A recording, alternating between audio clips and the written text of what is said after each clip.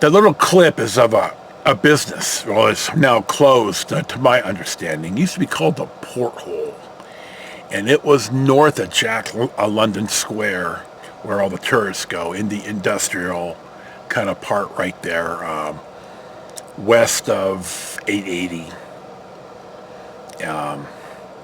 They were a bar and grill.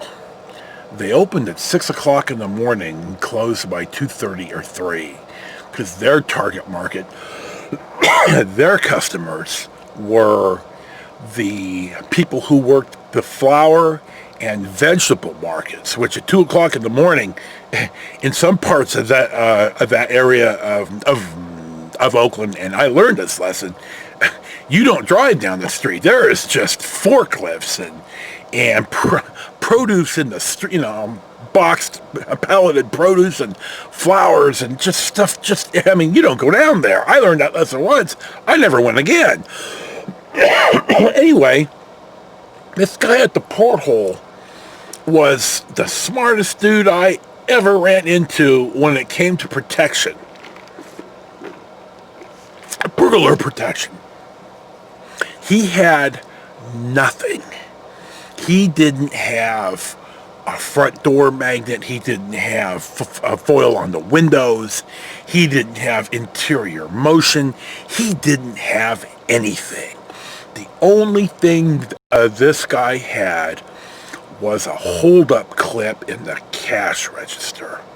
So he left a marked $5 bill in the register in the far right hand currency slot. And there's a little clip that when you pull out the $5, it trips the alarm. Now, it trips a hold-up alarm. Now, hold-up alarms, you don't ring the bell on, and he didn't have a bell anyway. He had nothing that said bail alarm. So, at the time, we didn't get dispatched to hold-up alarms. It just wasn't our thing. Though I did respond to one day, which, depending on how long this drags out, I'll talk about it. But we had scanners in the cars, so we could hear our own burglar alarm calls dispatched to Oakland or Berkeley or Emeryville, usually Oakland. So we're in the car. I'm working nights. I'm in training still. And we hear Oakland put out the hold-up alarm at the Porthole. Well, I'm riding with Clint, and Clint knows what this is. So Alan calls on our two-way radio and says, "Hey, did you hear that?" And he says, "Yeah, we're on our way." And so Alan says, "Yeah, I am too." Well, I asked, "What the hell? It's a hold-up alarm." And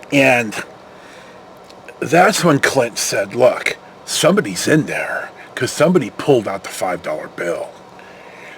There's a burglar in there. We're going to catch somebody." And I'm thinking, oh, holy shit, this is going to be great.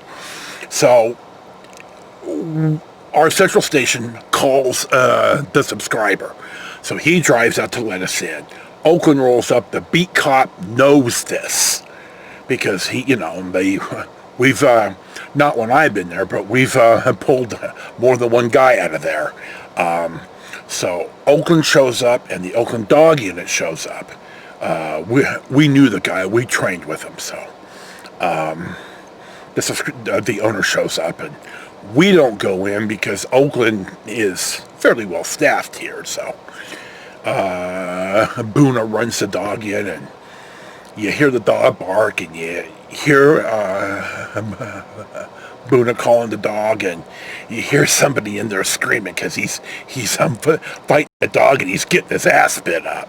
So the dog and Oakland take the guy into custody, and they drag him out, and they had to call an ambulance because the dog just bit him up one side and down the other. Because we asked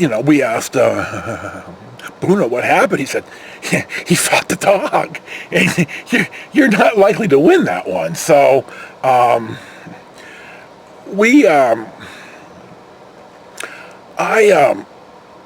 got our boss, who worked swing shift. I said, we really got to get dispatched on this call. You've got to somehow put it in the call notes. when the alarm shows up on the screen and you had to manually type it in at the time, and it comes up, it should say dispatch us. So, oh God, I want to say 3 guys we pulled out, but I can only think of 2. So we pulled this guy out. Now, by the next time,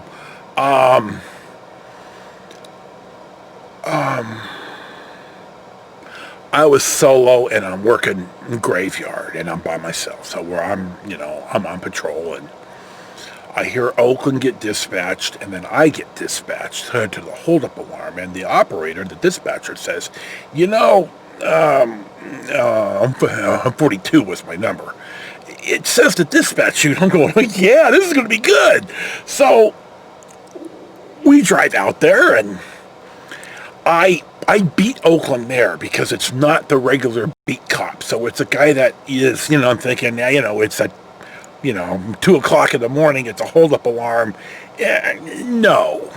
Well, I pull up first and I creep along the side of the building, and you see how the front door is at a 45-degree angle to the, it faces the actual corner.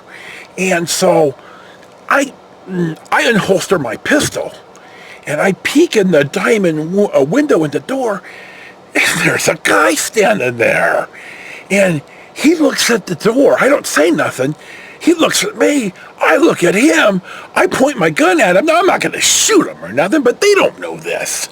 So I point my gun at him, and I basically say, if you don't sit your ass down, I'm going to shoot you through the door. Well, of course I'm not going to shoot him through the door, but I'm screaming at the top of my lungs, and it works. So the guy literally pulls up a chair and sits down.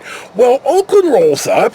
He hears me screaming. He's thinking, well, Jesus, what the hell here? He gets out, and he sees me point my gun, at the window, saying I'm going to shoot this guy through the door. And he looks at me and says, God damn, babe, it's just like you're John Wayne.